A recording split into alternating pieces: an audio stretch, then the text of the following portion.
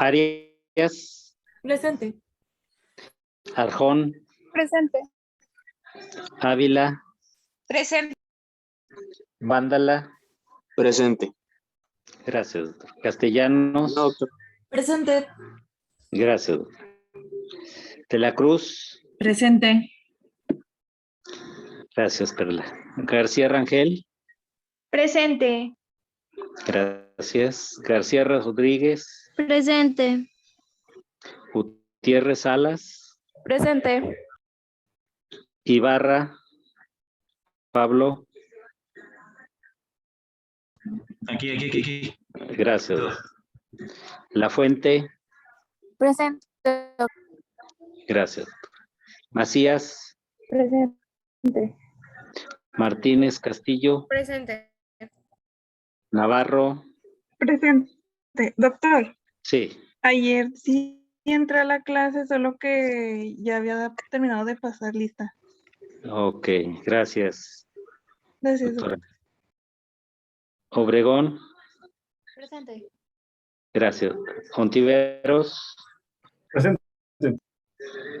Pacheco. Presente. Gracias, doctora. Polanco. Presente, doc. Gracias. Rodríguez. Presente. Rojas. Presente, doctor. Gracias. Salazar. Presente, doctor. Villa. Presente. Villalba. Presente, doctor. Gracias. Villalobos. Presente. Zapata. Presente, doctor. Gracias, Adrián. Tavares. Presente, doctor. Bien, gracias. Entonces ayer vimos las 4 fases de la hemostasia.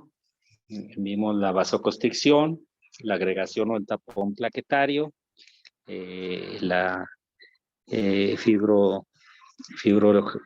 fibrogénesis y la fibrolisis en las situaciones de hemostasia. Ya hemos estado analizando cada uno de ellos. Se repasó el doctor en el diagrama que nos presentó de la vía intrínseca, extrínseca, la vía común y la etapa final de los factores 2 y 1 de protombina a trombina y de fibrinógeno a fibrina y posteriormente llegar a la fibrinolisis después de esto. Muy bien. Continuamos la presentación. Claro, enseguida la proyecto. Bien, doctor. Si hay alguna pregunta, jóvenes. No, doctor. Muy bien.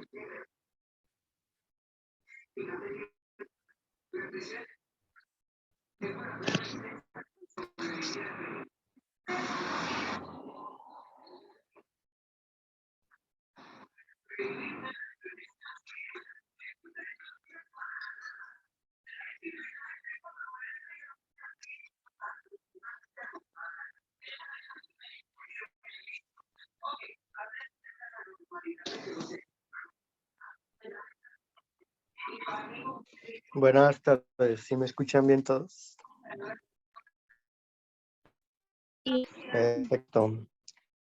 Bueno, complementando un poco de lo que comentaba el doctor, pues ayer ya hablamos un poco acerca de todo lo que respecta pues la cascada de coagulación, la fibrinólisis y demás procesos muy importantes para este tema. Entonces, pues prácticamente ya para terminar con la interacción de fármacos que tienen que ver con la coagulación, pues ayer me quedé hablándoles un poco acerca de la warfarina y la importancia que tiene su empleo como agente anticoagulante.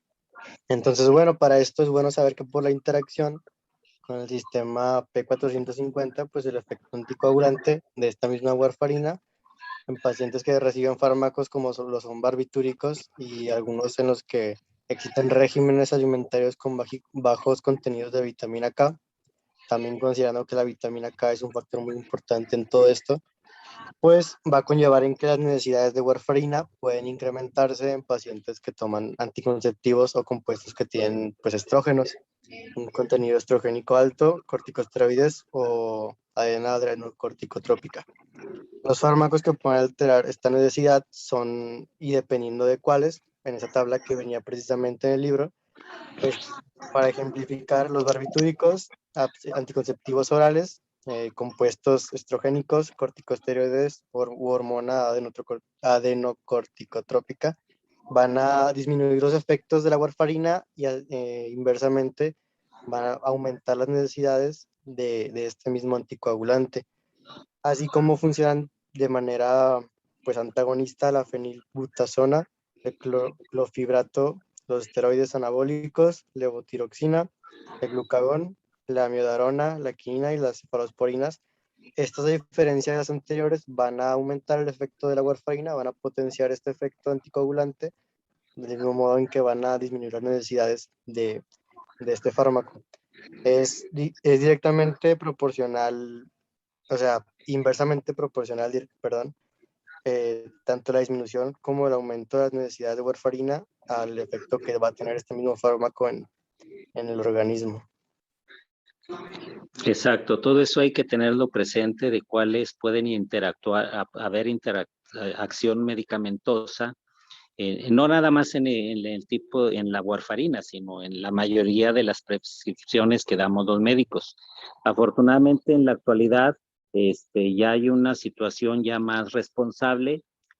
Tenemos, por ejemplo, hay situaciones en donde ya puedes aplicar algún software o tomar alguna aplicación en tu celular y ya puedes ahí revisar, sobre todo ahora que hay la polifarmacia, para ver qué medicamentos pueden interactuar entre ellos, qué medicamentos puede bloquear uno a otro o qué medicamentos tenemos que disminuir la dosis, porque si no va a ser un efecto, como en este caso que menciona el doctor, agonista, quiere decir que va a potenciar el efecto, o antagonista, quiere decir que lo va a disminuir.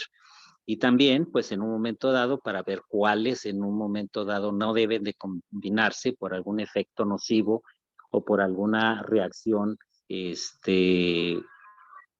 sea de riesgo para el paciente. Entonces, esto ya es algo nuevo y que de hecho en los hospitales se debe de realizar ese tipo de evaluación, sobre todo en los pacientes ancianos, en donde la polifarmacia puede incluso llegar a causar alteraciones que generen mayor morbilidad en el paciente o que en alguno de los casos los podamos llevar también incluso a la muerte. Precisamente que es cuando tenemos patologías, por ejemplo, el paciente que tiene hipertensión, que tiene diabetes, que tiene alguna infección, que tiene una artritis reumatoide, o otros padecimientos crónico-degenerativos que vienen a acumularse en pacientes ya de edad, y generalmente en la medicina y hospitales, pues tenemos pacientes que llegan a tener 5, 6, 7, 8 medicamentos, y sobre todo esos pacientes hay que hacer esta conciliación de medicamentos para saber que no vaya a existir este tipo de reacciones. Muy bien, doctor, adelante.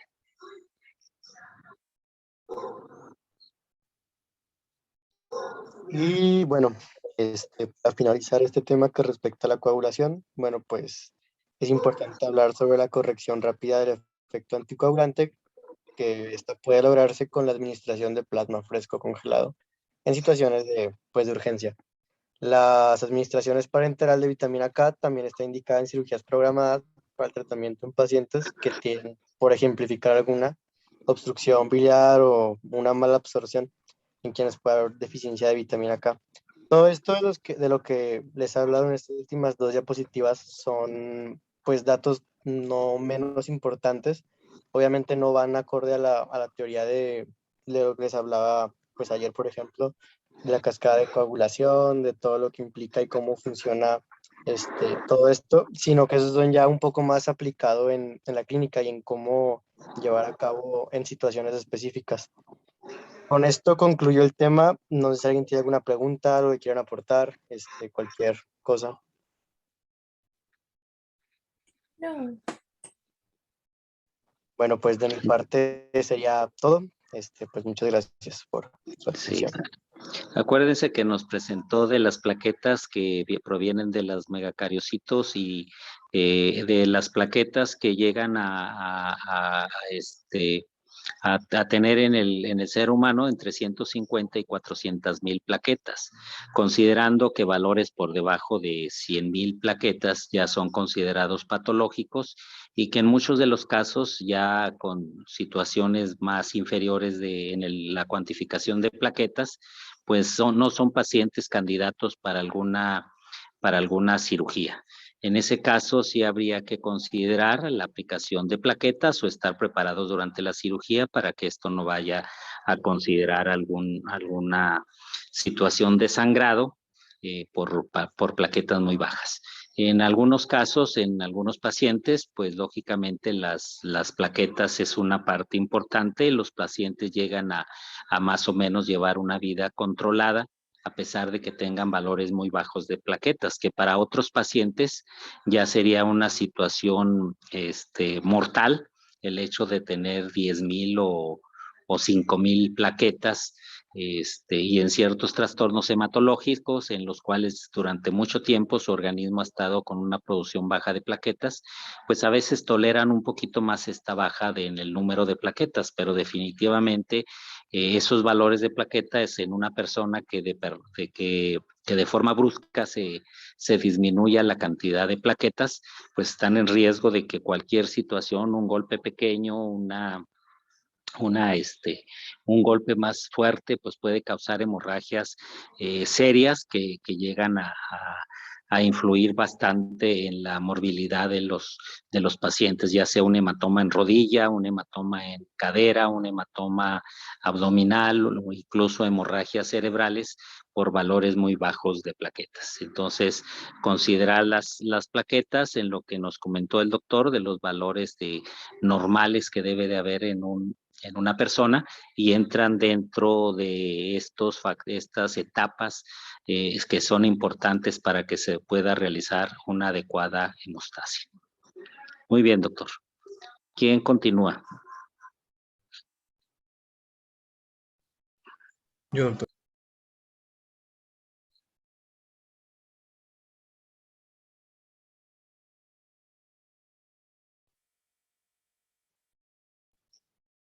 Seguiría cirugía control de daños.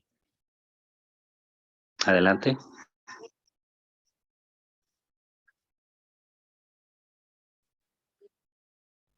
Bueno, nos habla que este es un reconocimiento del ciclo vicioso hemorrágico y la introducción de la cirugía de control de daños ha mejorado la supervivencia de los pacientes en lesiones graves.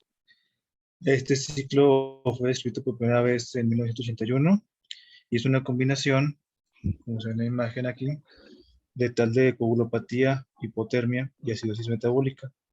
Y pues esta imagen es lo que se llama como el círculo vicioso hemorrágico, donde la coagulopatía o todo se empieza con un traumatismo grave, lo cual hace una inmunoactivación, lo cual hace una activación, consumo del sistema del complemento, y esto genera una coagulopatía sistémica progresiva, la cual también va a provocar una hemorragia, y también la hemorragia va a producir factores diatrógenos, y estos factores diatrógenos desarrollan una hipotermia central, lo cual vuelve a llevar a una coagulopatía, u otro factor podría ser, se hace un choque celular y haces una acidosis metabólica con hipocalcemia y provoca una coagulopatía. Y en el choque celular también podría ser que haya una coagulopatía endógena aguda, la cual va a ser resistente a plasma fresco congelado. O el tímido traumatismo grave puede provocar una lesión ística, la cual provoca diferencia de factores de coagulación y se hace sensible al plasma fresco congelado. Y bueno, también la hemorragia va a dar una transfusión masiva de eritrocitos, la cual también va a provocar la deficiencia de factores de coagulación, provocando una sensibilidad al plasma congelado, todo dando la coagulopatía, y por eso se le conoce como un círculo vicioso hemorrágico a este ciclo.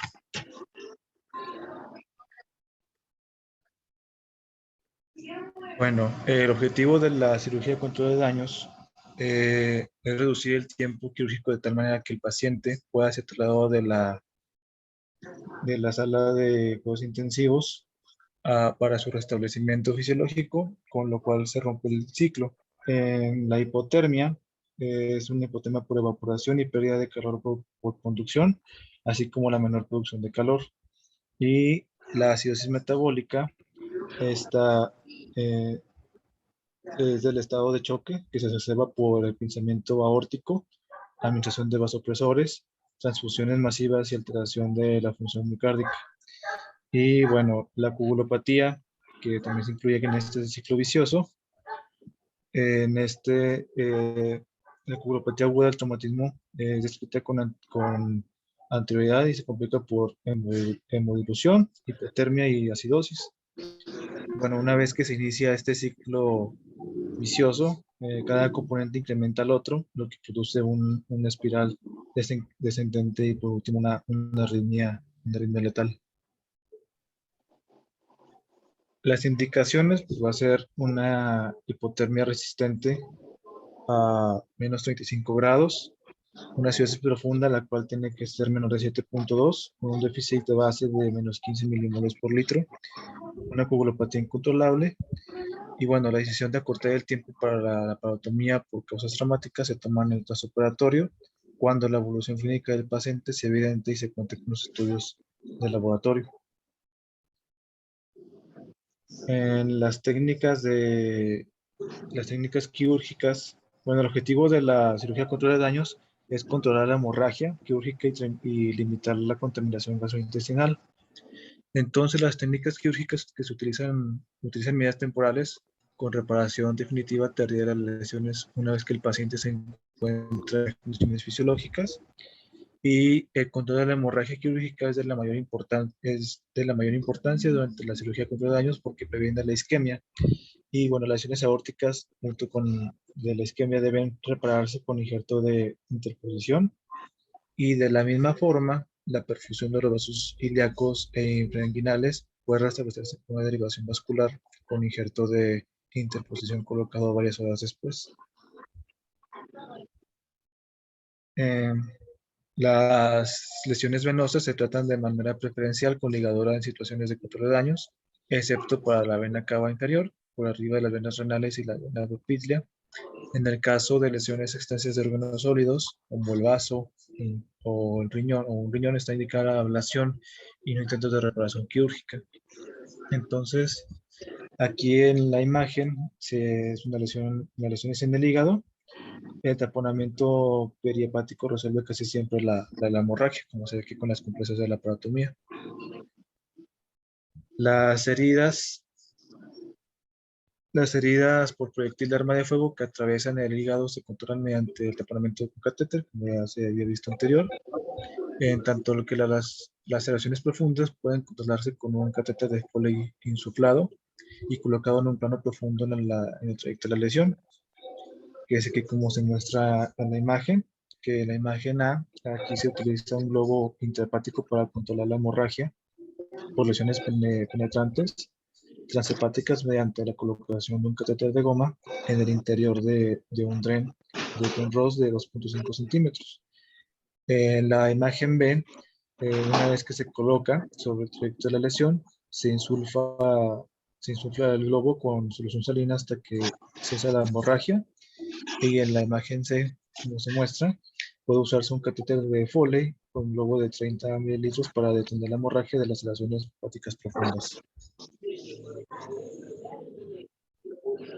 Todas estas acciones que comenta el doctor, esta insuflación, incluso a veces podemos colocar una bolsa con solución, como las soluciones fisiológicas, Harman o glucosa, de la que sea, no importa, en cierta posición en el hígado para que nos den hemostasia. O bien una serie de compresas, tanto en el hígado o hemorragias retroperitoneales, cuando estas no tienen control por medio de la electrocoagulación o la ligadura de los vasos y que vemos que está constantemente el sangrado continuo. Entonces podemos usar estas maniobras. Estas maniobras lo único que nos sugieren es que hay que retirarlas a las 72 horas máximo, porque si no las retiramos, entonces después se va a sobreagregar un problema infeccioso. Lógicamente que cuando las colocamos son todas la superficie de las bolsas, las compresas, las sondas, los penros, todo está estéril. Entonces esto nos puede hacer un control de daños, como menciono ahorita en la cuestión de hemorragias, y nos puede permitir estabilizar al paciente en su presión arterial para las 72 horas retirar ese material y ver si ya no está el sangrado y ya las funciones de hemostasia se cubrieron. Si siguen sangrando, pues habría que volver a dejar alguna serie de taponamientos, pero generalmente sí hay buena respuesta con la aplicación de estas maniobras para hacer rápidamente un control de daños. Entonces, ¿de qué hablamos el estado de shock, doctores? ¿Quién me dice cuál es el daño principal que hay en el estado de shock? ¿Qué es lo que pasa? Ya vimos que había shock neurógeno, shock cardiógeno, shock hemorrágico, shock cardíaco, shock obstructivo. Pero ¿qué es lo que nos va a causar en sí el shock para causarnos lesión? Ahorita lo comentaba el doctor. ¿Qué es lo que va a causar el estado de shock? ¿Qué es lo que pasa con las células cuando hay un estado de shock? Clínicamente, ¿cómo lo vemos?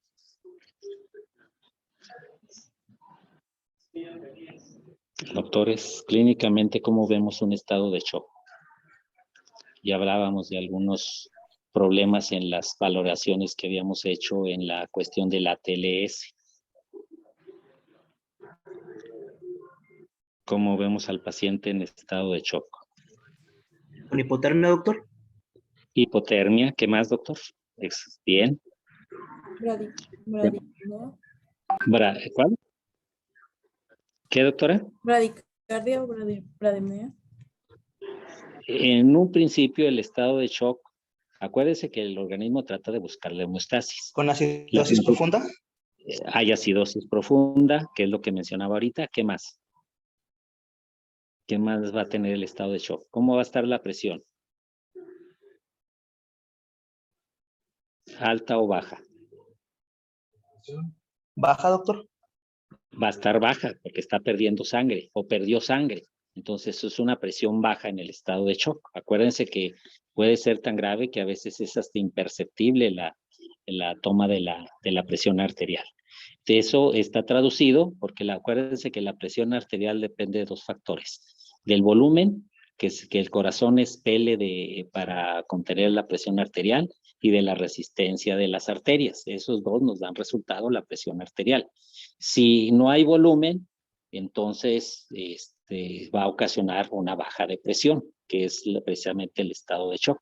Pero al no haber el volumen, ¿qué es lo que trata de hacer el organismo para compensar esa falta de volumen?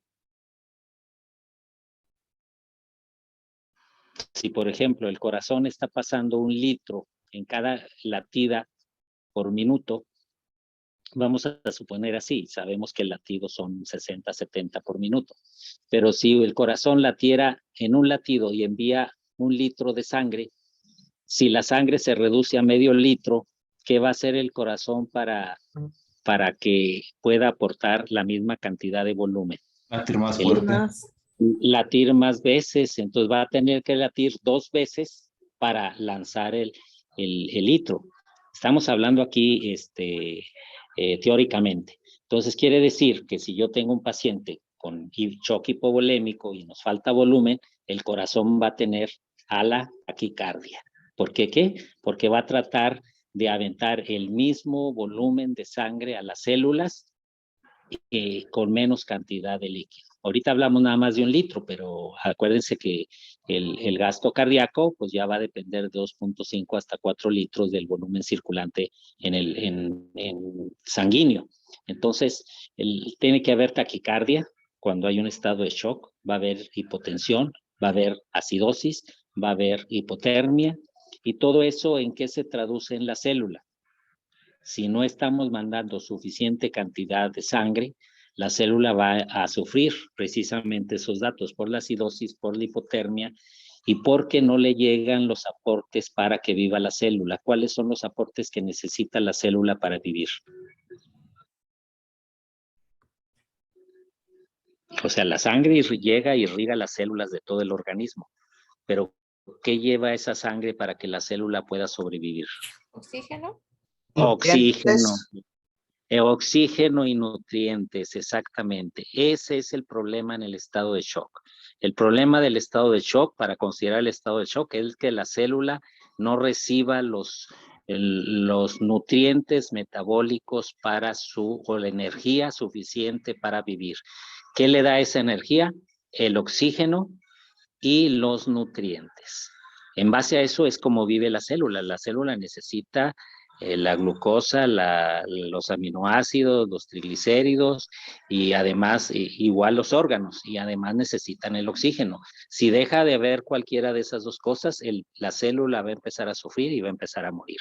Entonces, el estado de shock tenemos que tenerlo presente, que dentro de la homeostasis, que tratar de recuperar rápidamente los controles y los volúmenes hemáticos para lograr que la célula siga recibiendo los aportes. Entre más temprano hagamos esto, como comenta el doctor, más rápido se va a recuperar el paciente y más rápido podemos hacer una protección de las células del cuerpo.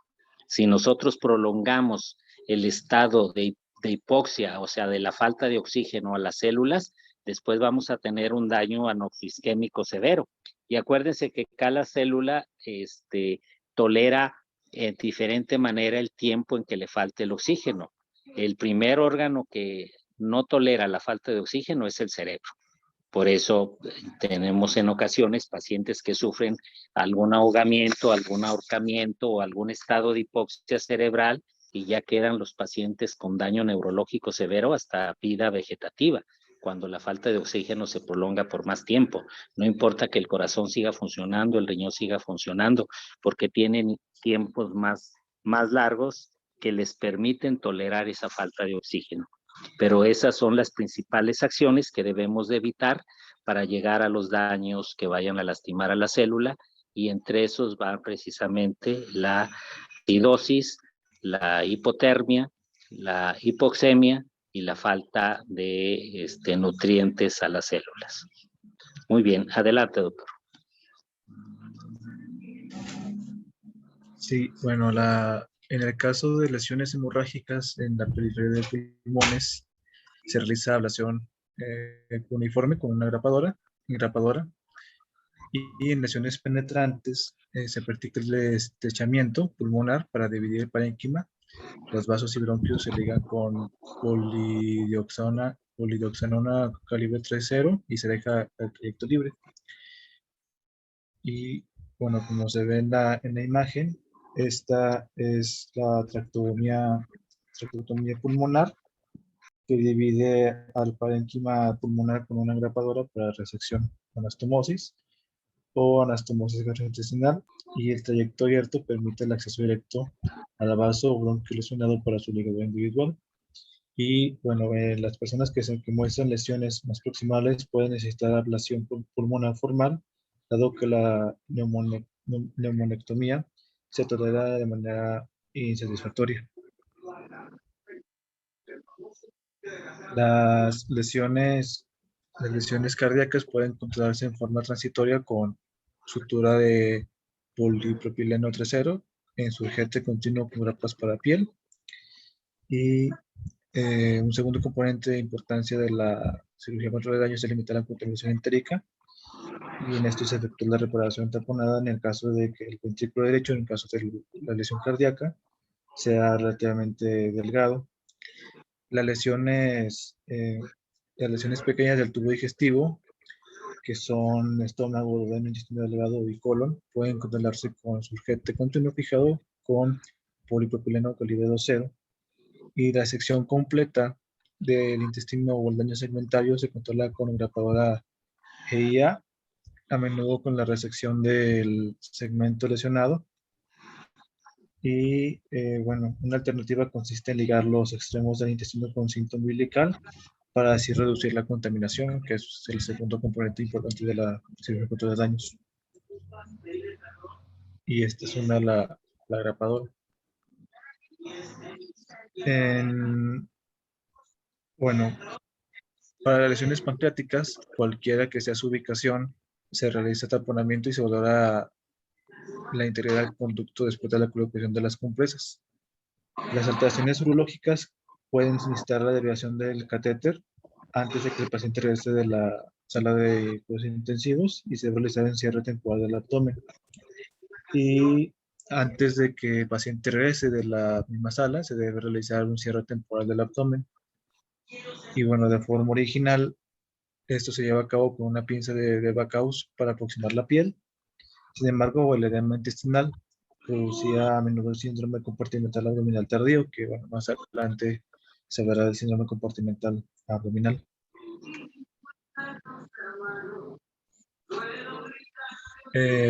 Hasta la fecha, el cierre temporal del abdomen se lleva a cabo con un apósito quirúrgico impregnado con antibióticos. Y bueno, en esta técnica, el intestino se cubre con un campo estéril fenestrado